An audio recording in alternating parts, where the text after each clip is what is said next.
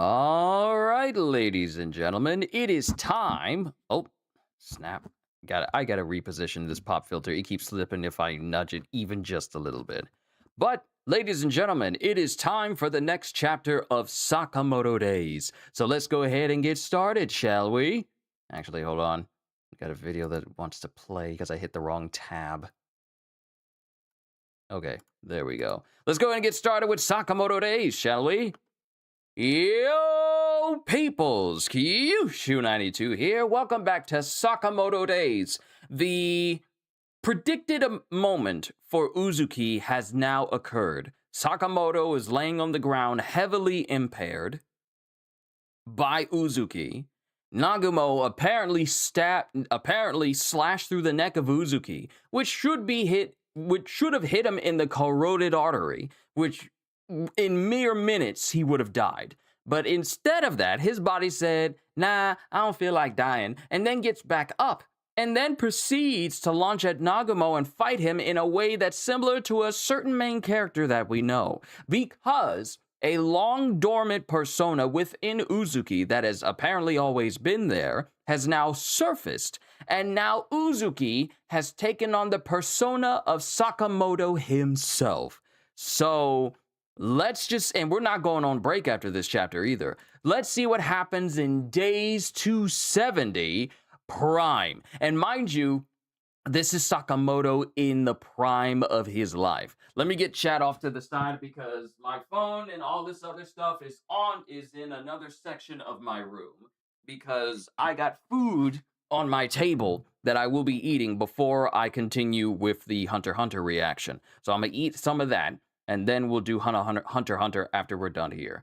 But for now, let me go ahead and bring up Sakamoto Days as soon as I can get the whole thing over there so I can see chat. I saw you, Holster. Don't worry, I saw you just fine. Yo to you as well. But yeah, so days 270 prime. Nagumo, call the JAA rescue team. Because Shin is just sitting there. And mind you, Shin was kicked away by Nagumo because he knew because Nagumo knew something was wrong. So Shin is just watching as Uzuki is moving in the distance. Nagumo, call the JAA rescue team. Just now, in Mr. Sakamoto's thoughts. And mind you, Sakamoto is laying face first on the ground, unmoving. That glimmer of Mr. Sakamoto's presence I felt. And mind you, Uzuki is standing there, hair slicked back, eyes basically just like Sakamoto's, cracking his shoulder. And then we get people watching this feed because Kanaguri is recording all this. He's all like, well, if the credits haven't rolled yet, anything can happen. And Uzuki is just essentially cracking his shoulder, looking exactly like Sakamoto. X is still alive? Why is his vibe so different? No way! Granny, is that? That deadly energy brings back memories. And then Boiled is just mesmerized, going, X's fourth persona is Sakamoto? What's going on? And mind you, this is Lou speaking to Granny Mia. What's going on? Why does he have the boss's persona? When the heck did this happen? Probably from quite a while back. And it's Wu-Tang! Wu-Tang! You're still alive? Yes. When he's on the brink of death or when a comrade dies, X develops new personas. It's his response to extreme stress. 10 years ago, he almost died in a showdown with Sakamoto. If he developed the persona then, that means the Taro Sakamoto inside X is the Sakamoto when he was in peak condition and completely untouchable. Seriously, this persona of Sakamoto was created back when Sakamoto was literally at his most powerful, at his prime, before he met Aoi. Legendary assassin Sakamoto. Confirmation, we talked about this last chapter and it's being confirmed now. Yeah, we talked about it. We literally called this in the last chapter. The very persona that exists within Uzuki Sakamoto is literally the moment where Sakamoto was about to kill him when he was in his prime. So this is exactly that persona.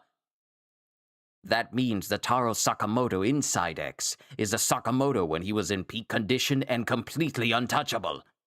And Nagumo is up just barely with enough time as a fist comes flying towards him, but then it stops. And then Nagumo is kind of surprised, but all of a sudden he gets kicked in the side by Uzukimoto. And he's sent crashing in, he's sent flying into like a space shuttle amusement ride. Just casually.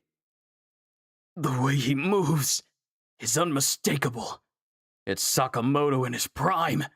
And while Uzuki is walking towards Nagumo, as this amusement ride completely breaks down and shatters and crashes behind him, in such an end boss level moment, he's just walking towards Nagumo as everything is crashing around him. And then, while all of this wiring and all of this machinery is sparking and everything, apparently oil or some kind gets set aflame, and now the entire space shuttle amusement ride goes up in flames. And then we have civilians who are not truly understanding the situation that they're in, or the death that they could have avoided, going, but we wanted to ride that. I'm like, bruh, you literally just saw this amusement ride just crash and go up in flames. Do you really feel like you want to still ride it, though? Like, if I see an amusement ride crash in front of me, I'm not going to be like, I wanted to ride that, too. No, I'm grateful I wasn't on it, because I probably would have died. But they're walking away from this burning inferno now. And then we get Nagumo, who's, ripping his jacket off.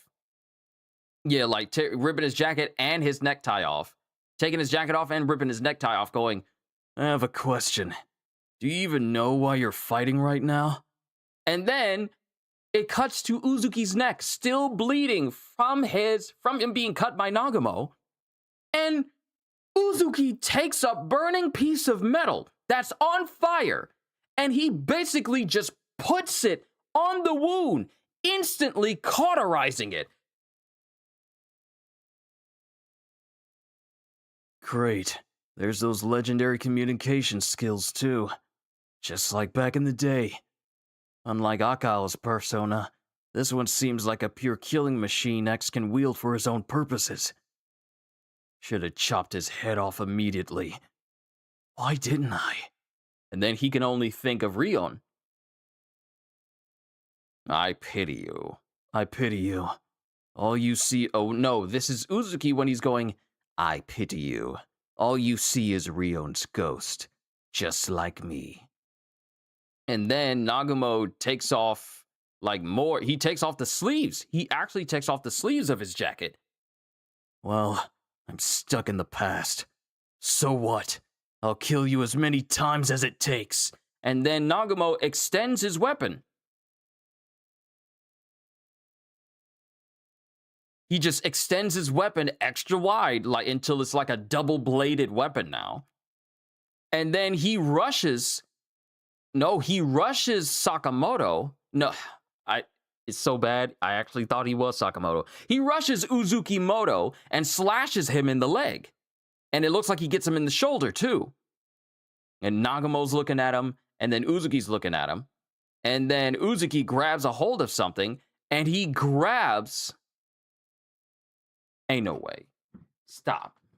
This is ridiculous. Uzuki grabs a part of a merry-go-round. Well, it's not a merry-go-round. It's one of those rides where you're sitting in a chair and it just spins you and you're kind of, stuck on there in the chair. He spins it with such speed that it literally comes off of its own foundation and turns into a giant spinning top weapon. Mind you, this is the same thing that people sit on, and that thing is like meters tall, and it's extra double wide. like multiple cars length in size, and he just takes one hand and spins it as if it's a Beyblade. That thing is a blur now, and it's generating so much force, it rips out of its own foundation and goes sailing and spinning towards Nagumo. And Nagumo barely has enough time to kind of brace himself against it, and he gets hit. And he's just going, tch. Then a roller coaster is going behind Uzuki, and he looks, and he grabs the entire line of cars off the... Nah, we're cooked. We're cooked. We're cooked. We're cooked. Everyone's cooked. Every person here is cooked. You don't understand. We're done. Finito. It's over. It's over. This man took an entire line of roller coaster cars and yanked them off of the rail and is now throws it. Also, I think this is the first time we get to see more of Nagumo's arms. We know he has tattoos, but we see he has more. He's got like a lot more tattoos on his arms. But he just takes this entire line of roller coaster cars and then just chucks it at him. But before that happens, something knocks it out of the way. Yeah, something knocks it out of the way. Oh! Pull it together. And it's Shishiba. Target engage. Kill box established. As Shishiba comes down and brings his hammer down on Uzuki's arm. Yo! We got Shishiba! Shishiba's joining this fight with Nagumo. Ooh! And this is where the No, wait a minute. No, the chapter doesn't end. The chapter doesn't end. I was like, this seems like such a moment where the chapter ends. No, we still have more. Oh! Oh! It's the whole pack! It's the whole pack! It's everyone! It's everyone! Everyone's here! Oh my goodness! Everyone rolled up! It's not just Shishiba. It's every member of the Order who's still alive and isn't part of the team with Oki. We have Kamihate. We have Mr. Yotsumura. We have Kindaka. And we have Ms. Osaragi. Joining Shishiba and Nagumo. Every original Order member is here. Except for Hio. Because, you know, we lost him. And of course, Sakamoto, we lost him as well. But everyone is here to back up Nagumo in order to fight Sakamoto. Honestly, I can't think of anyone better to do this with. Because the Order is pretty much the only people who can possibly keep up with Uzukimoto. Yeah, they didn't even do this for Uzuki Takamura, but when it's Sakamoto, everyone jumped in. Everyone knew that, oh, if this Sakamoto persona is what we're dealing with, this is what we got to do. But we're not done yet. We're not done yet. This is the last few panels, but we got a nice half spread here that shows Nagumo being backed up by Kamihate, Kindaka, Yotsumura, Osaragi, and Shishiba. And they're all just standing there ready. And Kindaka goes, brace yourselves, guys. You should know by now, but this one's gonna be a doozy. Every single member knows that they're gonna be pretty much in the fight of their lives, trying to bring down Uzuki, who is using the persona, skills, and strength of Sakamoto himself. So now we get to see if Sakamoto is strong enough, you know, the very aspect of Sakamoto is strong enough to take on the original Order, the OG Order, because Yotsumura and Kindaka were there at the beginning. So you have the OG founders of the order, along with the more current members with Shishiba, Nagamo, Kamihate, and Osaragi. Whew. And mind you, everyone, I think Yotsumura is the only one we haven't actually seen fighting a whole lot, but Osaragi is back in her dress again. So she's got her circular saw. Kendaka literally just rolls in like the Flash. He just crouch slides in because he's just that fast. And Kamihate repaired his gun, because you remember when he was with Heisuke taking on Kumanomi, his gun got his gun barrel, his muzzle was broken by Kumanomi, but he's got it wrapped in bandages now so he can still use it. So every member of the order is here, because that's how big of a threat Uzuki using Sakamoto's persona actually is. And that's the end of the chapter, and we're not going on break for all of the OG members of the order showing up to take on Uzuki. We're not going on break from this.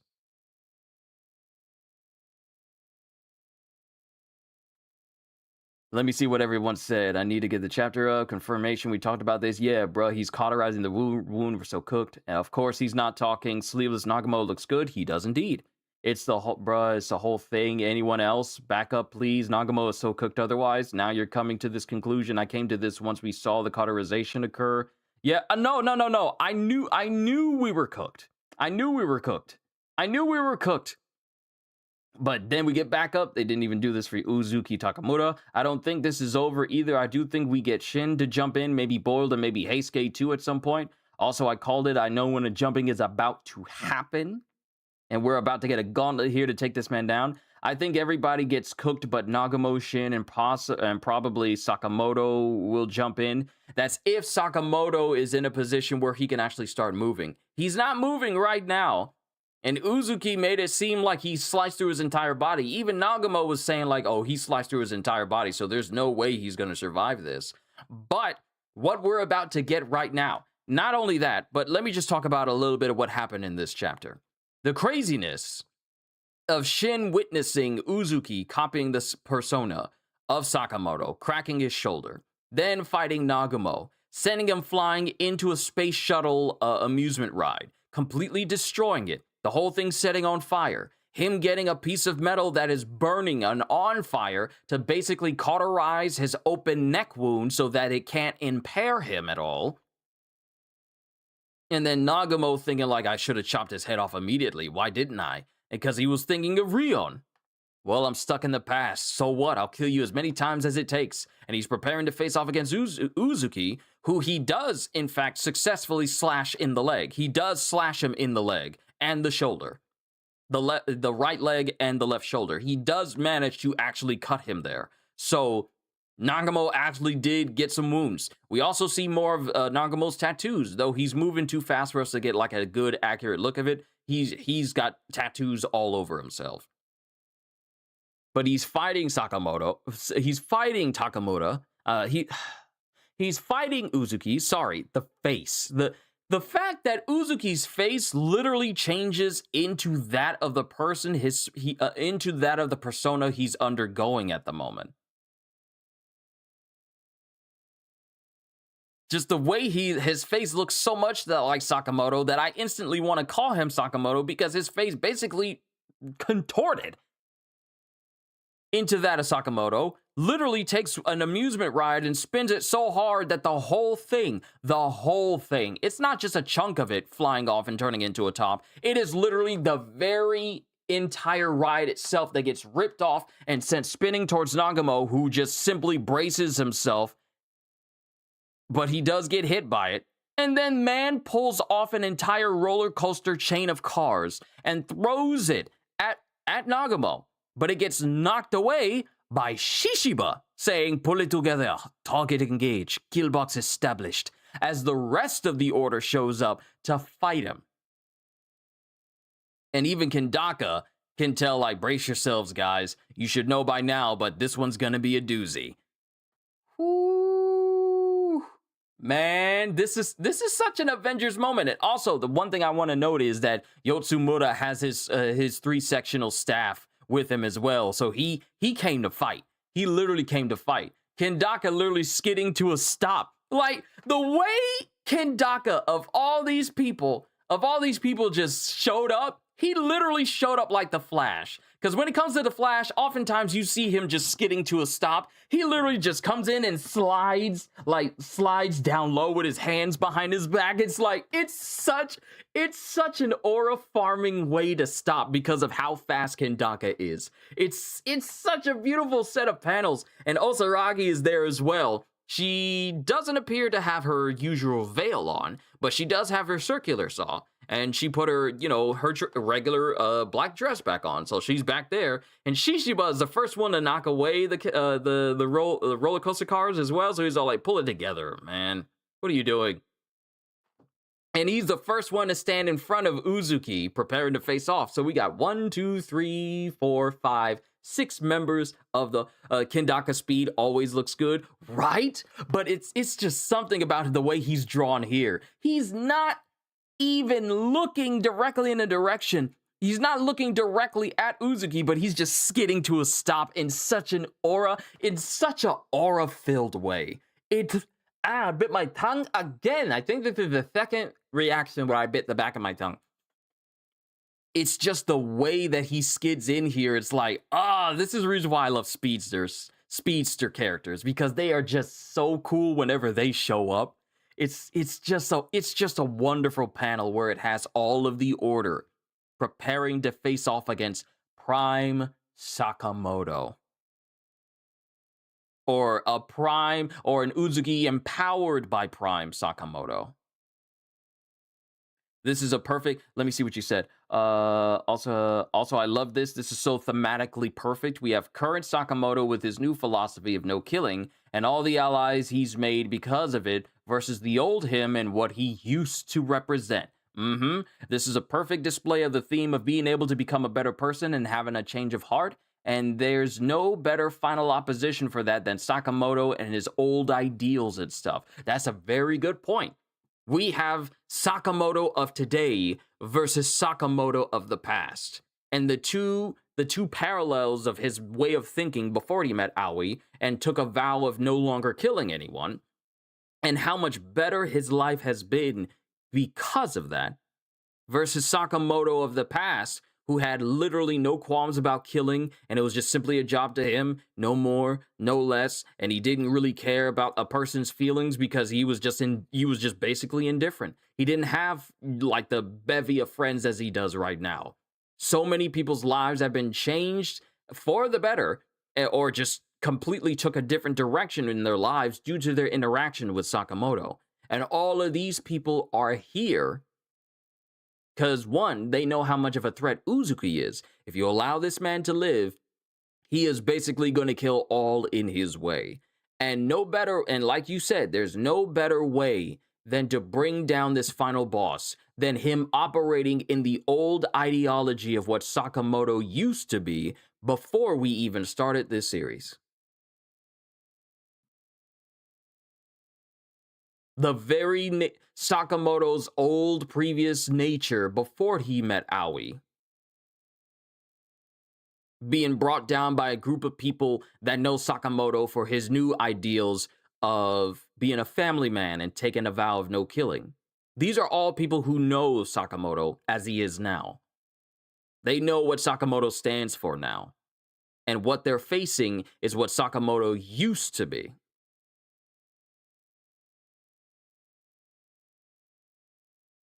So now we got the order that has fundamentally changed over the years, especially under this regime that Uzuki has orchestrated. They all do not want a future where he is in charge of anything, let alone alive. So now we have every single individual who has a vendetta against Uzuki, not only for what he's been doing against the JAA before things changed, but also because he represents the worst of themselves that is not brought to heel, that is not brought under control. Everyone's so tired, I don't know how they're going to pull this off. Well, you could, but here's the thing though. You can say that they're all incredibly tired, but remember, this is the same series where people are just straight up built different. Like, what you mean you're going to use a hammer to knock away an entire section, an entire line of roller coaster cars, as if it's nothing?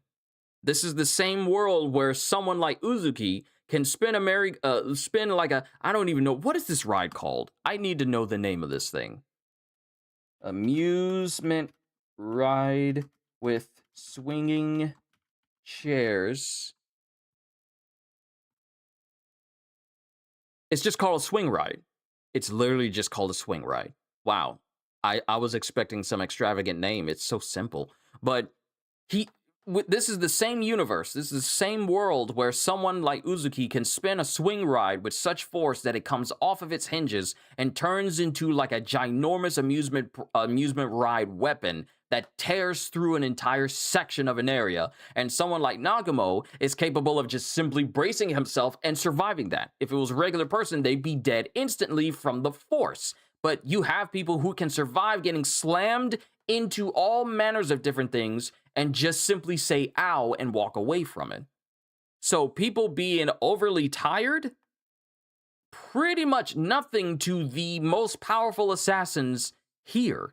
Because the people who have been in the order are pretty much the cream of the crop when it comes to extremely powerful assassins.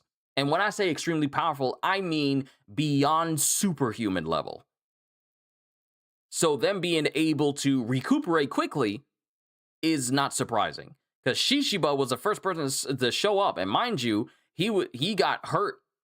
He got seriously hurt by Gozu. But all he did was just chill at Nagamo's for a little bit, and he's right as rain now. The durability of members of the Order are vastly different than just regular levels of tired. Osaragi was poisoned and had to recuperate for a little while, but she's back here, ready to fight. Mind you, she does look tired. She still has some scuff marks over her face here and there, little blood marks on her face, but she hit a fight. And Kendaka, I mean, him fighting JAA agents is literally nothing because there's no JAA agent who's as fast as he is. So him and Boiled fighting just endless amounts of agents is like you playing a main character in a Muso game and then just wiping the floor with them easily because they're just peons. So Kendaka showing up and he's not overly tired. Yotsumura showing up, he doesn't have a single scratch on him or anything of that nature. These people are ready to fight. They are definitely ready to fight. And they probably wouldn't have shown up if they were too tired to do so. Even if it called for their assistance all the same.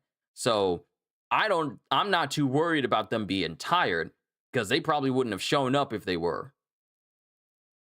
If it was something that they didn't need to intervene with, they probably wouldn't have shown up. And we probably would have just had Shin just trying to talk no jutsu, the Sakamoto within Uzuki. But you know, this is Sakamoto before he met Shin, before he started to become friends with Shin. So the idea of him having like this Lois Lane Superman moment where all it would take would just be Aoi to show up and then be able to change it. It's the older guys who are damaged going into this, who I think is cool, which I think is cool. Yeah, Yotsumura and Kendaka, the founders of the Order, they showed up. They ready to fight. Let's not forget, this man Kendaka was in a coma for 8 years. In a coma for 8 years. And it only took him a little bit of time for him to get back up to a speed that was comfortable for him, but vastly superior to everyone else. So, man, when's the last time we seen Kendaka fight? Like, actually genuinely fight. Like, actually get into a fight with people. When's the last time? The flashback and when he woke up in order to train both Heisuke and Shin and Sakamoto. That was the last time we saw him actually try and, flex a little bit. But now he's here. And he ready to fight. Ooh, I can't wait. And Yotsumura is here as well. Can't wait to see Kamihate fight again. I love his fighting style with sniping. Yeah, dude can turn any angle, any object in an environment into a projectile that can help his bullet find his target. So it's going to be... And you want to know what I can't wait to see? The coordination of everyone fighting, avoiding each other, and still focusing on Uzuki. Because you see it a lot in anime where tons of people are fighting in one select close quarters combat sort of situation or arena, and there's so many attacks going all over the place that you got to keep track of not only yourself, but also the people around you. I want to see the coordination of how everyone fights without getting in everyone else's way. Because that's what I find truly interesting, that equilibrium that makes it so that you all can fight, but you're not getting in each other's way, where it's like, hey, you're in my way. I'm supposed to be doing this. Oh, I'm supposed to be doing that. You need to be over there. You need to be over there. That level of teamwork. I cannot wait to see that myself. So out of all, and this is the first chapter we get in August. It would be funny if they go 1v1. What they think this is? What you think this is? Like one of those video games where the enemies just watch as one person goes after you one at a time instead of all at once? Nah, they're here to bring down Uzuki in any way possible. If they see an opening, I'm pretty sure they're gonna find it in order to not allow him a moment to breathe. But this is where we're at. This is the first chapter of August. September, October, November, December. I can't believe there's only 4 days. There's only 4. September, October, November, December.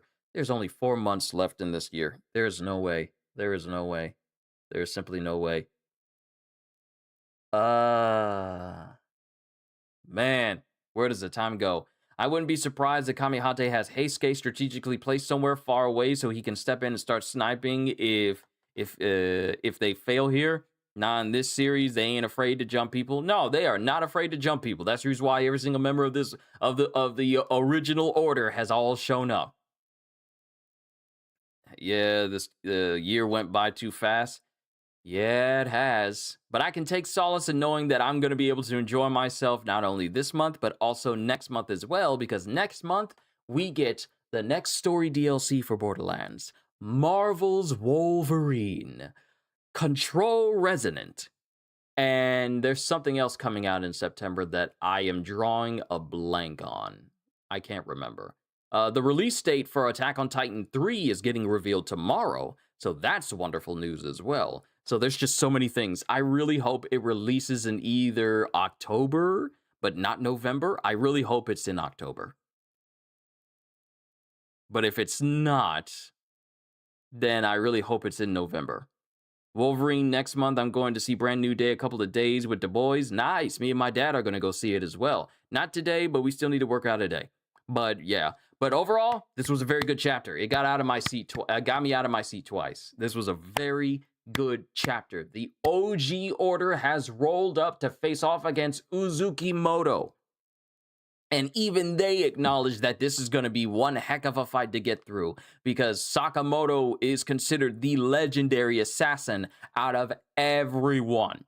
Everything that is Sakamoto, he literally is John Wick in this. He's John Wick in this universe, but with the superhuman abilities of Deadpool, pretty much.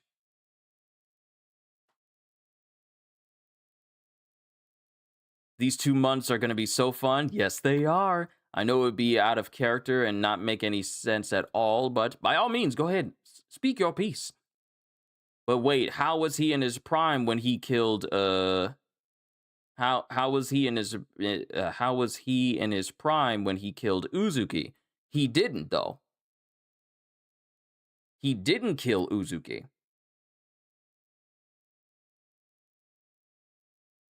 But during the time when, but wait, how was he in his prime when he killed Uzuki? Uzuki was with both Nagumo, Rion, and Sakamoto in the past. He was with them. He was with their group. That's how they met, because he was on their team. But he was placed there by his brother Asaki in order to kill Kindaka, in order to poison Kindaka, because Asaki wanted to take over the JAA by essentially kidnapping the original JAA's chairman, his wife and daughter. That was the whole flashback of Sakamoto, Nagumo, and Rion transporting them in the past. And Asaki was manipulating things behind the scenes because he wanted to usurp that position, but he also wanted to get rid of the people who were in charge of the order so he can put in his own people so he could rule over the JAA the way he did until his brother killed him many, many years later. So, when it came to Uzuki having to kill Rion, Sakamoto was there preparing to kill him. And it was in that stressful near-death situation that the Sakamoto persona was created. And it was basically a carbon copy of Sakamoto when he was in the prime of his youth and prime of his strength back then, before he met his wife, before he met Aoi. That persona was created back then, but it's been dormant this whole time. So while Uzuki was being put through all these situations, it never pushed him to the point to awaken the Sakamoto persona until right now. Yeah, I remember the flashback again now, sorry. No, you're fine. You're fine. You're fine. It happens. It happens. It's all good. I forget things about manga chapters all the time, and you guys remind me. But you're fine. Don't even worry about it. But yeah, the Sakamoto persona has always been there since the beginning. Since he first met Sakamoto, and Sakamoto was preparing to kill him after all those events, and it led to the death of Rion, the Sakamoto persona has always been there. He's just never been pushed to such a stressful or death-like state or death-like situation as this to cause the Sakamoto persona to come up. Him creating the Sakamoto persona was situational, but also a life or death situation as well. After seeing his own friends being killed and maimed in front of him, that stressful situation created Takamura.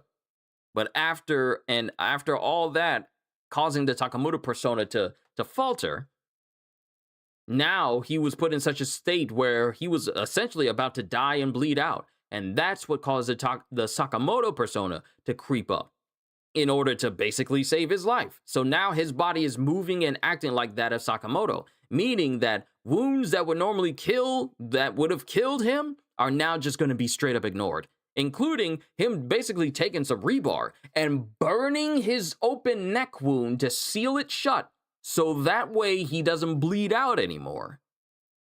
That resourcefulness that Sakamoto is known for, he's got access to that too. Can't get over how casually he just cauterized that wound. Yeah, he just took a piece of metal. Not even blinking, not even saying anything, no reaction whatsoever. He's just... And now he's preparing to fight with a cauterized neck wound that could have and should have killed him. That's crazy. That really is crazy how he just took a piece of metal and just put it up against his own skin while the piece of metal was burning and still lit on fire and just cauterized his own wound. Now, mind you, he still has that chest wound though. He didn't put that piece of metal on his chest in order to seal that wound up on his chest. He just did the one that was, coming from his neck. But he's also been slashed in his leg as well, so he's still got wounds though. He's got fresh wounds though.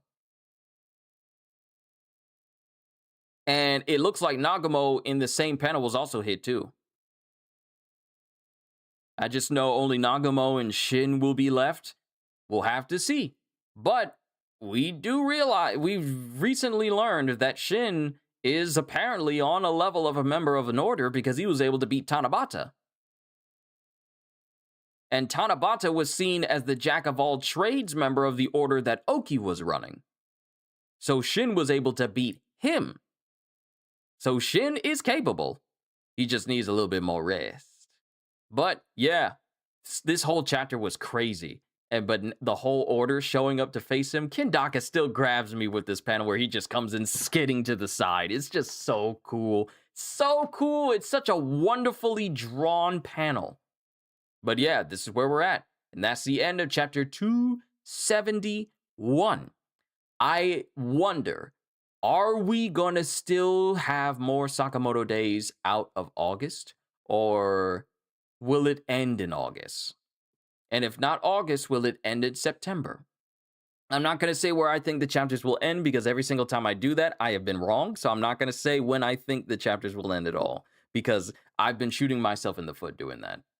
He still has that. He still has that correct. He's probably just going to focus on fixing the most dangerous and life-threatening wound. I'm glad Nagumo wasn't just taken out easily. It helps add why Oki wanted to have him take over the order after him. Yeah. Nagumo is definitely the most resourceful person out of everyone in the order aside from Sakamoto himself. Yeah, all Uzuki's wounds are from Nagumo. This just shows Nagumo is above everyone except Takamura and Prime Sakamoto. Yotsumura and Kendaka are pretty much the more senior members of this entire group. But because we haven't seen the fullest extent of what they can do. Yotsumura was indeed incredibly capable. But I do believe he still lost out to Shishiba in the end. And only then did Nagumo bring him out of that river and save his life. Say like, yeah, you work for me now. I need you to do a couple of things. So Nagumo, yeah, you are kind of right, because I still forget about that whole matter where Nagumo essentially saved his life in order to keep him alive, because he still needed him. So Nagumo is definitely up there with the verse's strongest characters overall. But yeah, Kendaka, Yotsumura, Shishiba, Osaragi, Kamihate, all of them are here to help Nagumo in order to bring down Uzukimoto. This is going to be one heck of a chapter next week. Oh, I can't wait to read it. I cannot wait. It's going to be so good. But my overall impressions of this chapter is August is starting off on a very good note right now. Having all of the OG order show up to face off against Uzuki right now. It was good. I miss Hio. I wish he was here too. Yeah, but dude went out like a complete monster. Literally, even though he died, he made sure his rigor mortis would bring an end to Kumanomi, and she literally had to sacrifice her own arm in order to get away. That's how much of a threat Hio was. Even in death, he still threatened her life. When you gotta sacrifice your arm from someone who's already dead, you really were OP. But this was a good chapter, and I'm gonna go ahead and bring this to a close. We'll get started on Hunter x Hunter after I eat some of my food that I have right here. And then I got the One Piece episode to do, and then I'm going to relax the rest of the day. But overall, this was a very, very good chapter. And with that being said, hope you all enjoyed. Can't wait to see you all in my next video. Like and subscribe if you haven't already. Even check out my membership here on YouTube or my Patreon, because I am always looking forward to entertaining you. And because I know you're coming back anyway. Have a fantastic day, and once again, as always, later, peoples. This was such a good chapter.